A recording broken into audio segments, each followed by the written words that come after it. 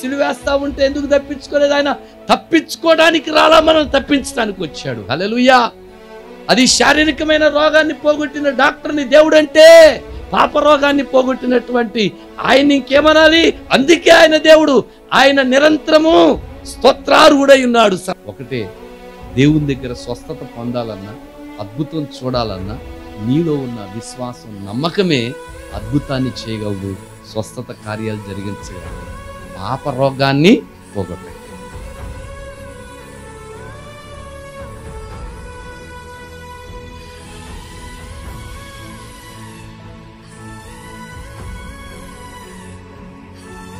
ప్రకటన గ్రంథం 1వ అధ్యాయం 6వ వచనం. మనలను ప్రేమించుచు తన రక్తం వలన మన పాపముల నుండి మనల్ని విడిపించిన వానికి మహిమయు ప్రభావమును యుగయుగములు కలుగునుగాక. ఆమేన్. ఆయన మనల్ని తన తండ్రియగు దేవునికి ఒక రాజ్యముగాను యాజకులుగాను చేశాను. ఇక దేవుని పిల్లలారా, మన పాపముల నుండి మనల్ని విడిపించినటువంటి దేవుడిన, మన పాపముల నుండి మనల్ని విడిపించి దేవునికి ఒక రాజ్యముగా యాజకులుగా చేశారు. ఈ దేవునికి ఒక పేరు పెట్టారు కొంతమంది. ఏమిటి ఆ పేరు అంటే, మన యేసు ప్రభుకి ఆనాడు పరిసయ్యులు, సుంకరులు లేక పరిసయ్యులు పెట్టిన పేరు ఏమిటంటే, లూకాసు వార్త 7వ అధ్యాయం 34వ వచనంలో అక్కడ పరిసయ్యులు పెట్టిన మాటను చూద్దాం. మనిషి కుమారుడు తినుచు త్రాగుచు వచ్చిన గనుక మీరు ఇదిగో వీడు తిండిబోతును, మద్యపానీయు, సుంకర్రకును పాపులకును స్నేహితుడు. యేసు ప్రభు ఎవరికి స్నేహితుడట? సుంకర్రకి, పాపు. పరిశుద్ధులకి కాదు. పరిశుద్ధులకి యేసు ప్రభు స్నేహితుడు కాదు. పరిశుద్ధులకి ప్రభు అవసరం లేదు. పరిశుద్ధులతో ప్రభువుకి పని లేదు. నేను నీతిమంతుడిని, పరిశుద్ధుడిని, మంచివాడిని అనుకుంటే వానికి ప్రభువుతో పని లేదు, ప్రభువుకి వాడితో పని లేదు. ఇంతకీ ప్రభు ఎవరితో, ప్రభువుకి ఎవరితో పని ఉందంటే, పాపుల్ని పిలవచ్చితని కానీ నీతిమంతుల్ని పిలవరాలేదు. అందుకే 15వ అధ్యాయం లూకాసు వార్త 15వ అధ్యాయం 1వ వచనంలో, ఒకప్పుడు సమస్తమైన సుంకరులను పాపులను ఆయన బోధ వినుటకు ఆయన దగ్గరికి ఎవరంట వచ్చింది? పాపులను, సుంకరులు.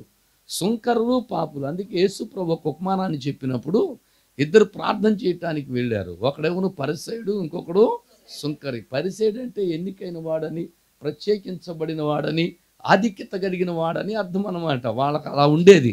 పరిసయ్యుడు అంటే అదొక గొప్ప తెగ. అయితే సుంకర్లు అనేవాళ్ళు తృణీకరించబడిన వారు, పాపుల కింద లెక్క.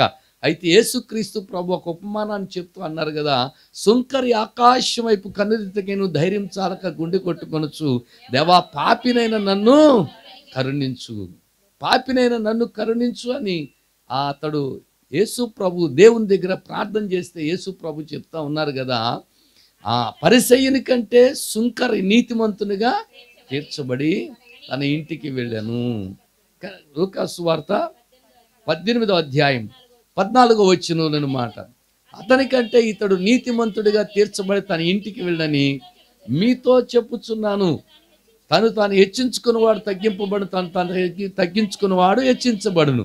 ఇక్కడ సుంకరి ఆకాశం వైపు కన్నులెత్తుటకైనా ధైర్యం చాలక, అంటే తన పాపమును బట్టి దేవుని వైపు, దేవుని కృప వైపు చూడగలిగిన ధైర్యం లేకపోయింది. తను పశ్చాత్తాపడుతున్నాడు, గ్రహింపనేది వచ్చింది. అందుచేత దేవుని దగ్గర ఏడుస్తూ ఉన్నాడు. కానీ పరిసయ్యుడు అలాగంటలేదు. నేను వారానికి 2 సార్లు ఉపవాసం ఉంటున్నాను, నా యొక్క రాబడంతట్లో దశంభాగం ఇస్తున్నాను, ఇలా చేస్తున్నాను, చివరికి సుంకరిలాగా ఉండనందుకు నీకు కృతజ్ఞతాస్తుతులు చెల్లిస్తున్నానన్న. కానీ మన యేసయ్య పాపులను ప్రేమించినటువంటి వాడు. మన ప్రార్థన మనల్ని నీతిమంతులుగా తీరుస్తుందన్న మాట గుర్తుపెట్టుకోండి. పరిసయ్యుడి లాంటి ప్రార్థన చేస్తే నీతిమంతులుగా తీర్చబడరు. ప్రార్థన చేసేటప్పుడు ఆ ప్రార్థన ఎలాగుండాలంటే, సుంకరి చేసినటువంటి ప్రార్థన అనుభవంలోకి రావాలి. పరిసయ్యుడు చేసే ప్రార్థన ఎంతకాలం చేస్తాం? మన నోట్లో ఎప్పుడు చూసినా పరిసయ్యుడి ప్రార్థనేనా? జీవితకాలం అంతా పరిసయ్యుడి ప్రార్థనేనా? జీవితకాలం అంతా ఆ ప్రార్థనతోనే గడిపేద్దామా? కానీ సుంకర అయితే ఆకాశం వైపు కన్నులెత్తుటకే నన్ను ధైర్యం చాలక రొమ్ము కొట్టుకుంటుంది, దేవా పాపిని అని ప్రార్థన చేశాడు. చాలామంది అనుకుంటారు క్రైస్తవులందరూ పాపులని. కానీ వాళ్ళకి తెలియని సత్యం ఏంటంటే క్రైస్తవులందరూ పరిశుద్ధులు. హల్లెలూయా. దేవునికి స్తోత్రం. ఎందుకంటే క్రైస్తవులు పాపాన్ని కప్పుకోరు, ఒప్పుకుంటారు. క్రైస్తవేతరులు పాపాన్ని కప్పుకుంటారు. వాళ్ళు పాపాన్ని కప్పుకొని పరిశుద్ధులుగా కనపడతారు. క్రైస్తవులు పాపాన్ని ఒప్పుకొని పరిశుద్ధులు అయిపోయారు. హల్లెలూయా, దేవునికి స్తోత్రం. యేసయ్యకి కావాల్సింది ఏంటంటే పాపాన్ని కప్పుకునేవాడు కాదు, పాపాన్ని ఒప్పుకునేవాడు కావాలి. మానవులకు ఉన్నది ఏంటంటే పాప రోగం. మనుషులకి రకరకాల రోగాలు ఉంటే ఆ రోగాలు పోగొట్టుకోవడానికి ఎవరి దగ్గరికి వెళ్తారు? వైద్యుల దగ్గరికి వెళ్తారు. వైద్యుడు రోగాల్ని పోగొట్టగలడు, శారీరక రోగాల్ని పోగొట్టగలడు. కనుక కొంతమంది అంటుంటారు కదా, ఆ దేవుడే ఈ యొక్క డాక్టర్ గారి రూపంలో వచ్చిన రోగాన్ని బాగు చేశాడు అంటుంటారు.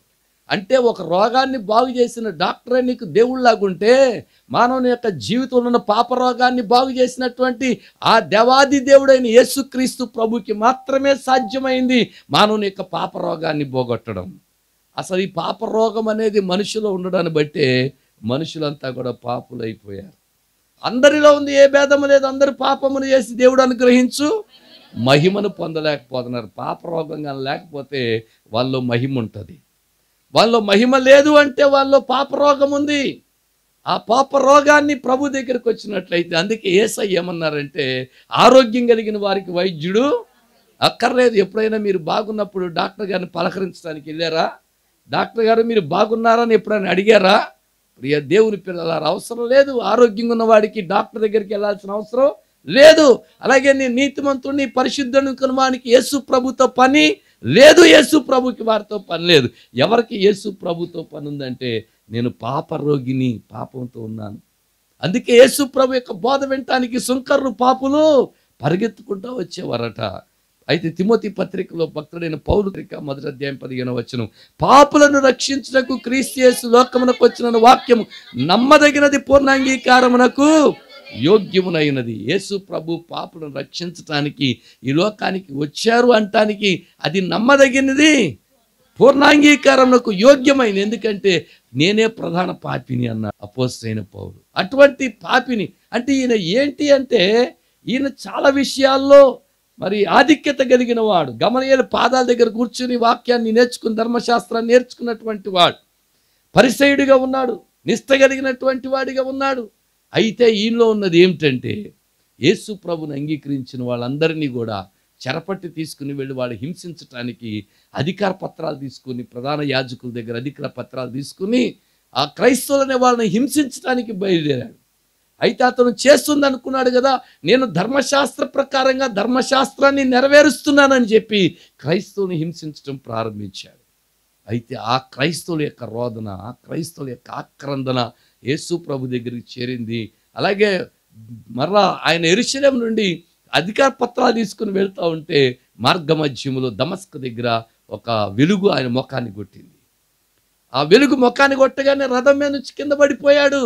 ఒక స్వరం విన్నాడు, సౌలా సౌలా నీవేళ నన్ను హింసిస్తున్నావనే స్వరం విన్నాడు. అప్పుడు దాకా నేను ధర్మశాస్త్రములో నిష్ఠత కలిగి ఉన్నాను అనుకున్నాడు, నేను ధర్మశాస్త్రాన్ని నెరవేరుస్తున్నాను అనుకున్నాడు. కానీ తను పాపి అనే విషయాన్ని గ్రహించాల. ఎప్పుడైతే వెలుగు తాకిందో, ఎప్పుడైతే వెలుగు సంధించిందో, ఆ రథం మీద నుంచి కింద పడిపోయాడు, గుడ్డివాడైపోయాడు. 3 రోజులు గుడ్డివాడుగా అతను నడిపించుకుంటూ తీసుకుని వెళ్తే 3 రోజులు ప్రార్థన చేస్తూ ఉన్నాడు. 3వ రోజున అననీయ అనే వ్యక్తి వచ్చాడు, అతను తల మీద చేతులు పెట్టాడు, ప్రార్థన చేస్తే కళ్ళలో నుంచి పొరల వంటివి రాలిపోయినాయి. దినాలు జనాలకి పొరలు ఉండిపోయినాయి. అందుకే యేసు ప్రభు దేవుడు ఎలాగయ్యాడనేవాడు. కొంతమంది యేసు ప్రభుని ఎరగనటువంటి వాడు, కొంతమంది యేసు ప్రభు దగ్గరికి రానటువంటి వాడు, కొంతమంది చాలామంది యేసు ప్రభుని దేవునిగా అంగీకరించినటువంటి వాళ్ళు, కొంతమంది ప్రియ దేవుని పిల్లలారా కళ్ళకి పొరలుండిపోయాయి. ఆ పొరలు రాలితేనే కానీ యేసు ఎవరో తెలుసుకోలేరు. అననీయ అనే భక్తుడు ప్రార్థన చేయగా ఆ కళ్ళకున్న పొరలు రాలిపోయినాయి. ఈనాటి క్రైస్తవ్యానికి పొరలు రాలాలి. సౌలు లాంటి క్రైస్తవులు ఉన్నారు, ఇంకా నామకార్థపు క్రైస్తవులు, ఆచార సంబంధమైన క్రైస్తవులు, అలవాటుతో కూడిన క్రైస్తవ్యం. ఇలాంటి క్రైస్తవ్యం కలిగిన వాడు చాలామంది ఉన్నారు. కళ్ళలో నుంచి పొరల వంటివి రాలితే అప్పుడు ఏ నామమును బట్టి అయితే అనేక మందిని హింసించాడో ఆ నామమును బట్టి, ఆ నామము కొరకై నేను చనిపోవడానికి కూడా సిద్ధంగా ఉన్నానన్నాడు. ఈయన యేసయ్య గురించి చెప్తా ఉంటే వాళ్ళందరికీ భయం వేసింది. ఎందుకో తెలుసా? ఈయన యేసు ప్రభు గురించి బోధ చేస్తున్నట్లుగా వచ్చి మనందరూ పట్టుకెళ్ళడానికి వస్తున్నాడు అనుకున్నారు. చాలామంది తొందరగా నమ్మల సౌల్ని. ఆ తర్వాత బర్నబాని అతని దగ్గరికి చేరదీసి నిజంగానే ఈయన మారుమనసు పొందాడు, దేవుడు కనపడ్డాడు, కళ్ళలో నుంచి పొరలు రాలిపోయినాయి, అందుకే ఇప్పుడు దేవుని సేవకుడు అయ్యాడని చెప్పినప్పుడు అందరూ అప్పుడు నమ్మడం మొదలుపెట్టారు. అయితే అదే సౌలు పౌలుగా మారిన తర్వాత ఆ ప్రధాన యాజకుడు వాళ్ళందరూ పౌలుని చంపాలనుకున్నారు. అప్పుడు దాకా పౌలు మనపక్షంగా సౌలు మనపక్షంగా పనిచేస్తున్నాడు అనుకున్నారు. పౌలుగా మారిన తర్వాత పౌలుని చంపాలనుకున్నారు. ప్రియ దేవుని పిల్లలారా, క్రైస్తవ్యం అంటే ఒక గొప్ప మార్పు. పాప రోగం పోవాలి, పరిశుద్ధులుగా మార్చబడాలి. దానికి నేనే సాక్షిని అంటున్నాడు అపోస్తలుడైన పౌలు. మరి నువ్వు కూడా సాక్షివేనా? నువ్వు కూడా ప్రభువుకి సాక్షివేనా? నిన్ను బట్టి చెప్పగలరా మాట? ప్రియ దేవుని పిల్లలారా అంటున్నాడు, పాపులను రక్షించుట క్రీస్తు యేసు లోకానికి వచ్చిన వాక్యం నమ్మదగింది, పూర్ణాంగీకారానికి యోగ్యం. కనుక ప్రభు ఎవరిని పిలుస్తున్నాడు, ఎవరితో స్నేహం చేస్తున్నాడు అంటే మత్తయి సువార్త 9:13 అంటున్నాడు, అయితే నేను పాపులనే పిలవచ్చితిని కానీ నీతిమంతులను పిలవరాలి. నేను మంచోని అనుకుంటే యేసు ప్రభుకి నీకు సంబంధం లేదు. యేసు ప్రభుకి నీతో పని లేదు. యేసు ప్రభుకి నీ అవసరం లేదు. ప్రియ దేవుని పిల్లలారా, ప్రతి మానవుని యొక్క జీవితంలో ఏంటంటే పాపరోగం. ఈ పాపరోగాన్ని పోగొట్టుకోవడానికే ప్రభు దగ్గరికి రావాల్సిన అవసరం ఎంతైనా ఉంది. కనుక లూకాసు వార్త 15:2 చూసే పరిసయ్యులను శాస్త్రులను అది చూచి ఇతడు పాపులను చేర్చుకొని వారితో కూడా భోజనం చేయుచున్నాడని చాలా సణుక్కున్నారు. ప్రియులారా, యేసుక్రీస్తు ప్రభు పాపులకి స్నేహితుడయ్యి ఆయన మనల్ని ఏమని పిలుస్తున్నారంటే, మీరు నాకు స్నేహితులు అంటున్నారు. మీరు నాకు స్నేహితులు, మిమ్మల్ని నేను స్నేహితులని పిలుస్తున్నాను. యోహాను సువార్త 15:15 దాసుడు తన యజమానుడు చేయనది ఎరగడు గనుక ఇక మిమ్మల్ని దాసులని పిలవక స్నేహితులని పిలుస్తా ఉన్నాను. ఎందుకనగా నేను నా తండ్రి వల్ల వినిన సంగతులు మీకు తెలియజేసి తిని. చాలు. ఇక్కడ మనం చూస్తే యేసు ప్రభు ఒక మాట అంటున్నారు. ఏంటో తెలుసా అండి? నేను ఇక మిమ్మల్ని దాసులని పిలవక స్నేహితులని పిలుస్తున్నాను. ఒక గొప్ప విచిత్రం ఏంటో తెలుసా అండి? అబ్రహాము దేవునికి స్నేహితుడు అయ్యాడు. ఎందుకంటే విశ్వాసాన్ని బట్టి దేవుడితో అబ్రహాము నడిచాడు. అబ్రహాము దగ్గరికి దేవుడు వచ్చాడు కనుక అబ్రహాము దేవునికి స్నేహితుడు అయ్యాడు. అలాగే మనం గమనించినట్లయితే నోవాహు దేవునితో నడిచాడు కనుక నోవాహు కూడా దేవునికి స్నేహితుడే. హానోకు దేవునితో నడిచాడు కనుక హానోకు కూడా దేవునికి స్నేహితుడైపోయి పరలోకపు నడక నేర్చుకుని దేవుని దగ్గరకు వెళ్ళినట్లుగా చూస్తూ ఉన్నాం. అయితే చాలా తక్కువ మందే దేవునితో స్నేహం చేయగలుగుతున్నారు. అందుకని ఆ దేవుడే ఈ లోకానికి మనతో స్నేహం చేయడానికి వచ్చాడు. ఎంత గొప్ప ఆధిక్యత! పాపులతో స్నేహం చేయడానికి యేసు ప్రభు ఈ లోకానికి వచ్చాడు. ఆయన ఈ లోకానికి వచ్చి మనతో స్నేహం చేయడానికి, మనల్ని ఆయన స్నేహితులు అని పిలవడానికి, మన యొక్క పాప పంకిలమైన బ్రతుకుల్ని మార్చడానికి, ఆయన సమరూపంలోనికి మార్చడానికి ప్రభు ఈ లోకానికి వచ్చినప్పుడు ఆయన ఆ శిలువ మరణం పొందినంతగా ఆయన ఎటువంటి స్థితిని విడిచిపెట్టి వచ్చారో మనకు తెలుసు. ఫిలిప్పీ పత్రికలో మనం చూసినట్లయితే ఫిలిప్పీ పత్రిక 2:7-8 మనిషి పోలికగా పుట్టి దాసుని స్వరూపము 6 కూడా చదువుకుందాం. ఆయన దేవుని స్వరూపము కలిగిన వాడయుండి దేవునితో కూడా ఉండుట విడిచిపెట్టకూడని భాగ్యమని. దేవుని స్వరూపం ఆయన దేవునితో కూడా ఉన్నారు, కానీ ఆ స్థితిని విడిచిపెట్టుకొనుట భాగ్యమని, ఆ స్థితిలో ఉండడం భాగ్యమని ఎంచుకోలేదు. కానీ మరొక్కసారి ఆ మాట మళ్ళీ చదువుదాం. ఆయన దేవుని స్వరూపము కలిగిన వాడైంది దేవునితో సమానముగా ఉండుట విడిచిపెట్టకూడని భాగ్యమని ఎంచుకొనలేదు, కానీ మనిషి పోలికగా పుట్టాడు, దాసుని స్వరూపం ధరించుకుని తను తానే రిక్తునిగా చేసుకొనెను. తను తాను రిక్తునిగా నిస్సహాయునిగా చేసుకున్నారు. చాలామంది అంటూ ఉంటారు కదా, యేసు ప్రభు దేవుడైతే ఆయన కొడతా ఉంటే ఎందుకు తప్పించుకోలేదు, ఆయన్ని సిలువేస్తా ఉంటే ఎందుకు తప్పించుకోలేదు? ఆయన తప్పించుకోవడానికి రాలా, మనం తప్పించడానికి వచ్చాడు. హల్లెలూయా, దేవునికి స్తోత్రం. పాప శిక్షను తప్పించడానికి వచ్చిన దేవుడు తప్పించుకోవడానికి రాలా, ఆయన మనం తప్పించడానికి వచ్చాడు. పాప శిక్షను తప్పించడానికి వచ్చారు కనుకనే ఆయన తను అప్పగించుకున్నారు. సిలువేసే వాళ్ళు కూడా అనుకున్నారు ఆయన దేవుని కుమారుడైతే తను రక్షించుకుని సిలువ మీద నుండి దిగి వస్తాడని అన్నారు. అపహాస్యం చేశారు, హేళన చేశారు. కానీ చివరికి ఆయన చనిపోయిన తర్వాత, ప్రాణాన్ని దేవునికి అప్పగించిన తర్వాత, ఆత్మను అప్పగించిన తర్వాత జరిగిన సంఘటనలు చూసి అంటున్నారు, ఈయన నిజముగా దేవుని కుమారుడే. ఎవరైతే సిలువేశారో వాళ్ళే సాక్ష్యం చెప్పారు, ఈయన నిజముగా దేవుని కుమారుడు. ఈయన మరణాన్ని తప్పించుకోవటానికి రాలా, మనల్ని మరణం నుంచి తప్పించడానికి వచ్చారు. హల్లెలూయా, దేవునికి స్తోత్రం. పాపం వల్ల వచ్చు జీతం, ఆ మరణాన్ని తప్పించడానికి వచ్చి ఆయన మరణాన్ని పొందారు.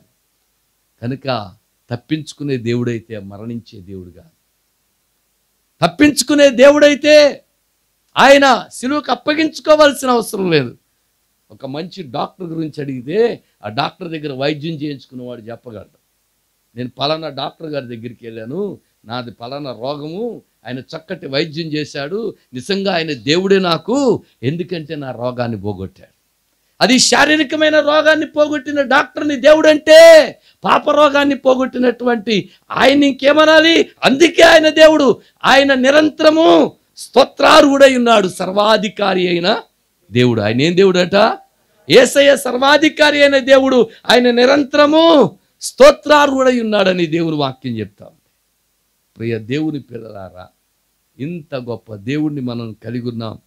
ఆ దేవుణ్ణి మన కొరకు ఆయన ప్రాణాన్ని పెట్టారు, ఆయన రక్తాన్ని చిందించారు, మన కొరకు ఆయన ఈ లోకానికి వచ్చారు. మనల్ని పాపరోగం నుంచి విడిపించడానికి ఆయన ఈ లోకానికి వచ్చినట్లుగా మన అనుభవాన్ని బట్టి మనం తెలుసుకుంటా ఉన్నాం. కనుక యేసుక్రీస్తు ప్రభు పాపులను రక్షించడానికి ఈ లోకానికి వచ్చారు. అది నమ్మదగింది, పూర్ణాంగీకారానికి యోగ్యమైనటువంటిది. అది మన పాపముల నుండి మనల్ని విడిపించిన వానికి. ఇప్పుడు యేసు ప్రభు ఏం చేస్తారంటే, పాపముల యొక్క క్షమాపణే కాదు, పాపముల నుంచి విడిపించే దేవుడు ఆయన. పాపాలకి క్షమాపణ ఇవ్వడమే కాదు, పాపముల నుంచి విడిపించే దేవుడు. ఏ భేదము లేదు, అందరూ ఒకళ్ళు కాదు, ఇద్దరు కాదు, ఆ దేశం కాదు, ఈ దేశం కాదు, ఆ మతం కాదు, ఈ మతం కాదు, ఆ జాతి వాడు, ఈ జాతి వాడు కాదు, అందరూ. అక్కడ ప్రత్యేకంగా ఏ పేరు పెట్టలేదు, అందరూ పాపం చేశారు.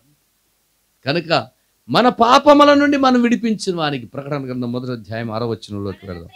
మనలను ప్రేమించుచు తన రక్తం వల్ల మన పాపముల నుండి మనల్ని విడిపించిన వానికి మహిమయు ప్రభావమును యుగ యుగములు కలుగును గాక. ఆమేన్. ఆయన మనలను తన తండ్రియగు దేవునికి ఒక రాజ్యముగాను యాజకులుగాను చేశాను. ఇప్పుడు యేసు ప్రభు రక్తంలో కడగబడిన వాళ్ళందరినీ ఒక రాజ్యంగా చేశాడు. పిలాతు అడుగుతూ ఉన్నాడు, నువ్వు రాజువా అన్నాడు. నువ్వు అన్నట్టు నేను రాజుని, కానీ నా రాజ్యం ఇహ సంబంధమైంది కాదు, నా రాజ్యం పర సంబంధమైంది. ఎందుకంటే నేను పరలోకం నుండి దిగొచ్చాను. అదే రాజ్యాన్ని ఇప్పుడు యేసుక్రీస్తు ప్రభు ప్రపంచం అంతటా, ఒక స్థలం కాదు, ఒక ప్రాంతం కాదు, ఒక భాష కాదు, ఒక జాతి కాదు, ప్రపంచం అంతటా కూడా యేసు రక్తంలో కడగబడిన వాళ్ళు ఉన్నారు. యేసు రక్తంలో కడగబడి పరిశుద్ధపరచబడి ఒక రాజ్యముగా ఏర్పరచబడుతున్నారు. దేవునికి ఒక రాజ్యం. మనందరం ఆ రాజ్యంలో ఉండబడటానికి పిలువబడ్డాం. ప్రపంచంలో 805 కోట్ల మంది ప్రజలు ఉన్నారు. అందులో నిన్ను నన్ను ఎన్నుకున్నారు. చాలామందిని ఎన్నుకోవాలా. ఎన్నికను బట్టి ఎంత గొప్ప భాగ్యం దేవుడు మనకి ఇచ్చాడు, ఎంత ఆధిక్యతను దేవుడు ఇచ్చాడు. ఆయన అంటున్నాడు, నా తండ్రి చేత ఆశీర్వదించబడిన వాళ్ళరా రండి, లోకం పుట్టింది మొదలుకొని మీ కొరకు ఎప్పుడంట సిద్ధం చేసింది.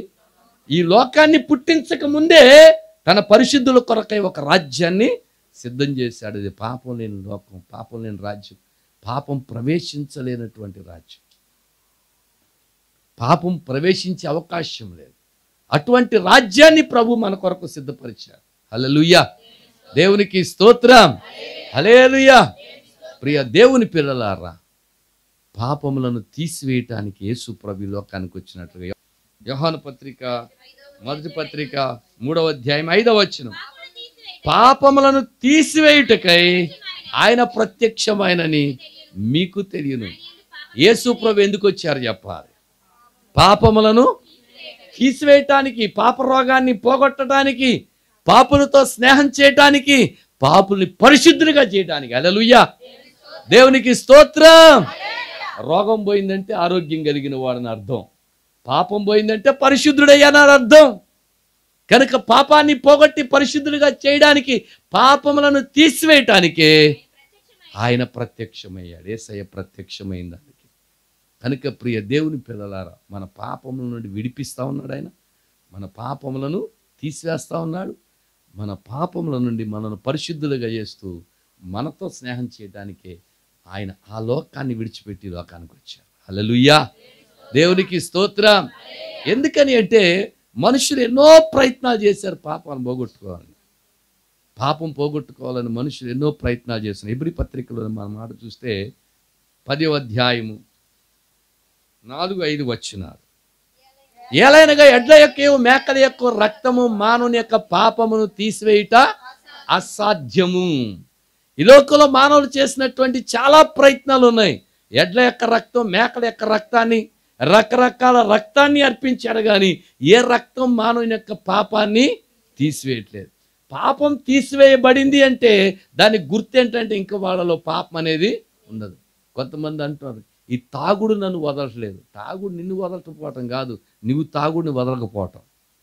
కొంతమంది అంటుంటారు, ఈ సిగరెట్ నన్ను వదలట్లేదు, ఈ కైనీ నన్ను వదలట్లేదు, ఈ బూతులు నన్ను వదలట్లేదు, ఈ బలహీనత నన్ను వదలట్లేదు. అది నిన్ను వదలటం కాదు, నువ్వే దాన్ని వదలట్లేదు.